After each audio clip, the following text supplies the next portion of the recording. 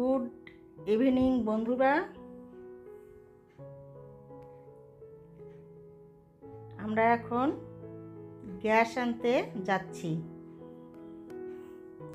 গ্যাসের যা প্রবলেম, তো ভাবছি আজকে বেরিয়ে পড়ি, দেখি গ্যাস পাই কি না। তাই বেরিয়ে পড়লাম। চলো তোমরাও সাথে। কীরকম চলছে গ্যাসের ওই জায়গাগুলো দেখে ঘুরে আসি, সাথে চলো। রাস্তাগুলোও দেখো, দুই পাশে একদম এরকম খুঁড়ে খুঁড়ে গর্ত করে রেখেছে। একটা গাড়ি গেলে আর একটা টোটো পার হওয়া খুব মুশকিল। আর এইখানে দেখো সব সবজি লোড করছে লরিতে। রাস্তাটাও একদম জ্যাম, দুদিকে খোঁড়ার জন্য বেশি। তার মধ্যে লরিগুলো দাঁড় করায় করে আবার সবজি প্যাক করছে, একদম খুবই অসুবিধে। তারপরে আমরা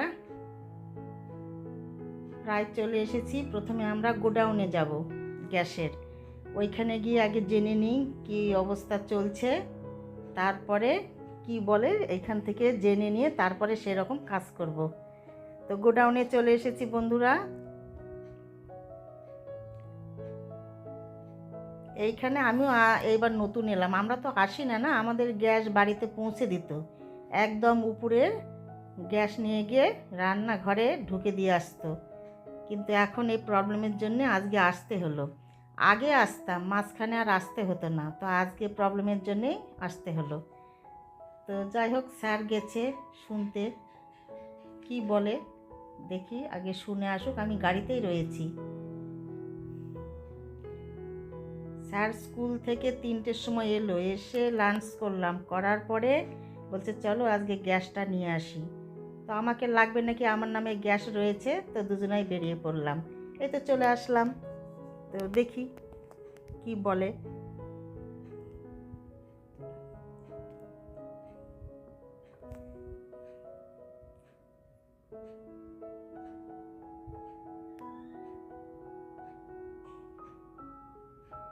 কালকে পরশুদিন ফোন করেছিলাম, তো বলছে আপনারা চলে আসুন, এখান থেকে এসে গ্যাসটা নিয়ে যাবেন। তো আমরা বুক করেছিলাম মাসের প্রথমে। তারপরে তো এরকম সিচুয়েশান চলে এসেছে। এই যে মেয়ে দুটো অনেকক্ষণ ধরে এই যে সিলিন্ডার নিয়ে ওইখানে দাঁড়িয়ে রয়েছে। ওদের দাঁড়িয়ে থাকতে থাকতে না খিদে পেয়ে গেছে। ওরা কুলপি নিয়ে আসছে, চিপস নিয়ে আসছে, কী সব নিয়ে আসে ওইখানে দুইজন গল্প করছে, হাসছে, খাচ্ছে। খিদে পেয়ে গেছে, কি করবে। তো আমাদের বন্ধুরা এইখান থেকে বলে দিল যে যেইখান থেকে আগে গ্যাস দিত ওই অফিস থেকে একটা স্লিপ কেটে নিয়ে আসতে হবে। তো আমরা আবার বেরিয়ে পড়লাম গোডাউন থেকে, এখন স্লিপ কাটতে যাচ্ছি। দেখি এইখানের অবস্থাটা কীরকম চলছে, চলো দেখে আসি। আর এখন স্কুল ছুটি হয়ে গেছে, এইবার আমরা একদম চলে এসেছি। এইখানেই স্লিপটা নেব। দেখো এইখানের অবস্থাটা দেখো, কীরকম লোক একদম লাইন হয়ে দাঁড়িয়ে রয়েছে। দুই দিক দিয়ে একদম রশি দেওয়া রয়েছে, পুলিশও রয়েছে বন্ধুরা। তো আমি সাইডে দাঁড়িয়ে তোমাদের সঙ্গে একটু শেয়ার করছি। আর স্যার একদম ভেতরে চলে গেছে, ভেতরে ওঠা যাবে না, অনেক বড় সিঁড়ি উঠে ভেতরে যেতে হয়। এত লোক জমে গেছে না, পড়ে গেলে একদম হয়ে গেছে কাজ। এই দেখো কাছে থেকে তোমাদের দেখাচ্ছি, স্যার ওই যে গেটের সামনে দাঁড়িয়ে বলছে। তারপরে কি বলছে তোমাদের পরে বলছি আমি, দাঁড়াও। আমাদের হয়ে গেল বন্ধুরা, গাড়িতে উঠি, তারপর তোমাদের বলছি কি বৃত্তান্ত এখানকার। আমরা গাড়ি ব্যাক করে নিয়ে যে বেরিয়ে পড়লাম। এবার গোডাউনে যাব। গোডাউনে গিয়ে ওইখানে গ্যাসটা নেব। অনেক সিচুয়েশন পোয়াতে হচ্ছে আর কি গ্যাস নিতে এসে। তো ওনারা বলছে মানে না দেওয়ার ভান করছে। তো ওনাদের একটা গলতি হয়ে গেছে, কি বলো তো, আমাদের তো মাসের প্রথমে আমরা বুক করি, আমাদের গ্যাসটা অন্য কাউকে দিয়ে দিয়েছে। আমাদের কি করে বুঝতে পারলাম, ফোনের মধ্যে মেসেজ চলে এসছে যে আমাদের গ্যাস ডেলিভার হয়ে গেছে। তারপরে ফোন করেছিলাম, তখন তো কিছুতেই ধরে না। দুদিন পরে যখন ধরলো তখন বলছে যে হ্যাঁ আপনারা চলে আসুন। তারপরে তো আমরা এই যে আজকে চলে আসলাম। তো এখন গিয়ে ওরকম বলছে যে না হচ্ছে ফোন দেন, বই দেন, এ করেন সে করেন। তখন বলছে দেখেন তো বই খুলে। তার আগে দেখো গার্লস ছুটি হয়ে গেছে, কত স্টুডেন্ট দেখো। এগুলো দেখে ছোটোবেলার কথা মনে পড়ে যায় বন্ধুরা। যাই হোক, তারপরে বলল যে তাহলে আমাদের গ্যাস কি হলো, আমাদের গ্যাস দিলেন কেন? তখন কি করবে, একটুনি বেশ রাগ দেখাতে হলো। তখন এই যে স্লিপটা কেটে দিল। আমরা ওইখান থেকে নিয়ে আবার এই যে গোডাউনে চলে এসেছি। এইখানে এই যে সিলিন্ডার এখন নতুন নেব।